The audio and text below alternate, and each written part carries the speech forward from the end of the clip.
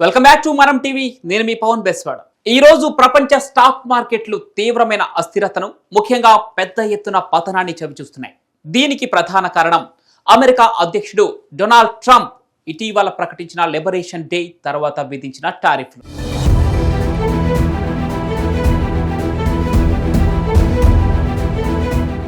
April 2, 2025న Trump liberation day ప్రకటించి అమెరికాకు దిగుమతి అయ్యే దాదాపు అన్ని వస్తువులపై 10% నుంచి 50% వరకు టారిఫ్లు విధించాడు.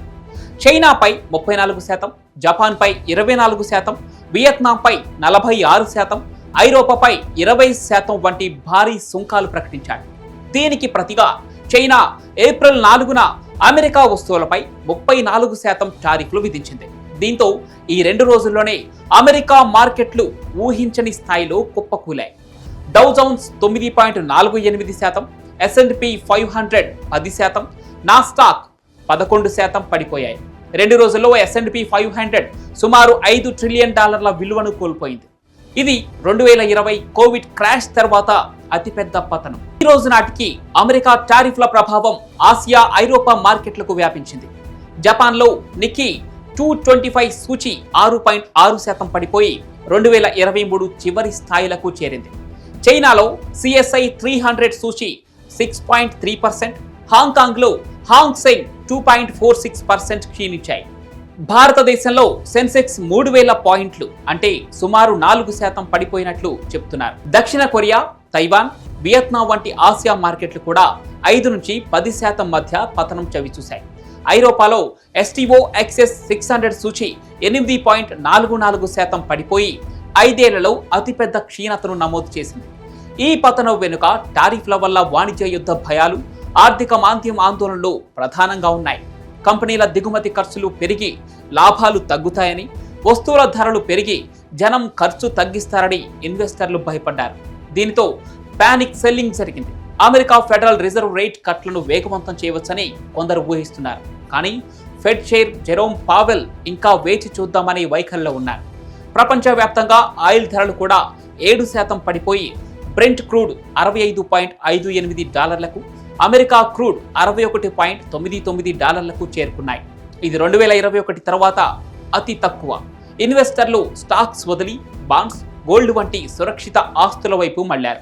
గోల్డ్ ధర రికార్డు స్థాయిలో $3160 చేరుకుంది. మొత్తానికి ఏప్రిల్ 6, 2025న ప్రపంచ స్టాక్ మార్కెట్ తీవ్రమైన క్షీణతలో ఉంది.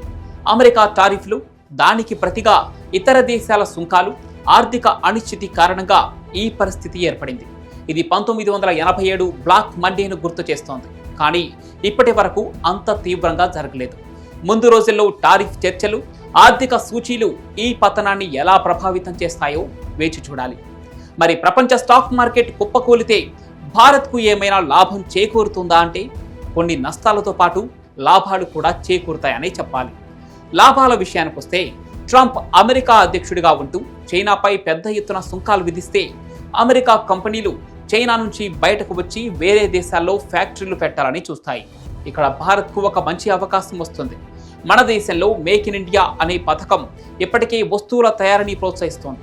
కాబట్టి ఆటో భాగాలు, రసాయనాలు, బట్టలు వంటి వాటిని ఇక్కడ తయారు చేసి అమెరికాకు ఎగుమతి చేయడం పెరగవచ్చు. ఇది మన దేశంలో ఉద్యోగాలు, ఆదాయం పెరగటానికి దారితీస్తుంది. అలాగే చమురు ధరలు తగ్గవచ్చు. ట్రంప్ అమెరికాలో చమురు, గ్యాస్ ఉత్పత్తిని ఎక్కువగా చేయాలని చూస్తూ ఉండటంతో ప్రపంచంలో చమురు ధరలు పడిపోవచ్చు. భారత్ చాలా చమురును విదేశాల నుంచి కొంటోంది.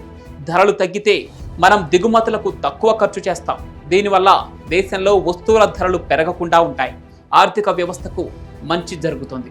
అలాగే ట్రంప్ అమెరికా సైన్య బలాన్ని పెంచడంపై దృష్టి పెడితే భారత్తో రక్షణ ఒప్పందాలు ఎక్కువ అవుతాయి.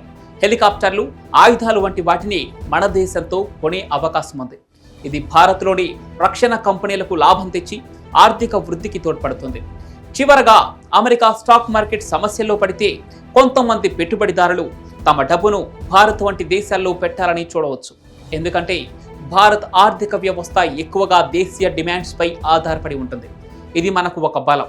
ఇలా ఎక్కువ విదేశీ డబ్బు రావటం మన మార్కెట్కు ఊతం కలిగిస్తుంది.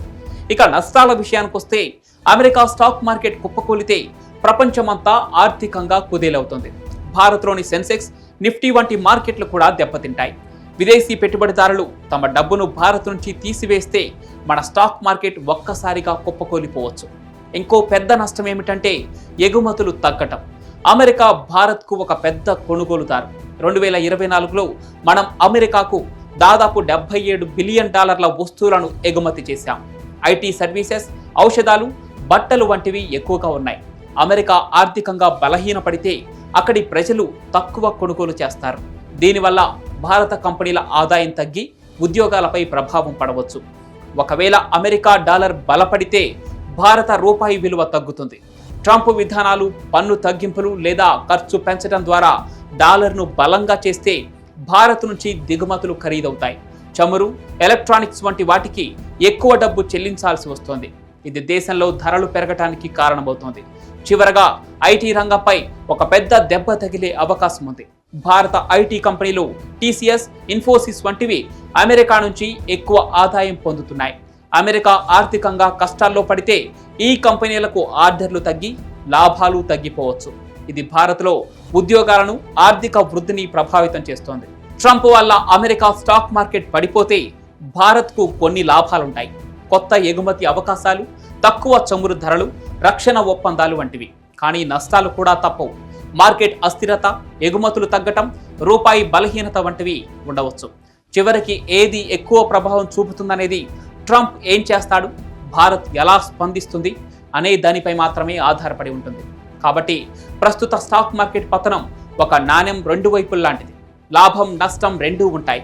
కానీ భారత్ తెలివిగా వ్యవహరిస్తే స్టాక్ మార్కెట్ పతనాన్ని మంచి అవకాశంగా మలచుకోవచ్చు.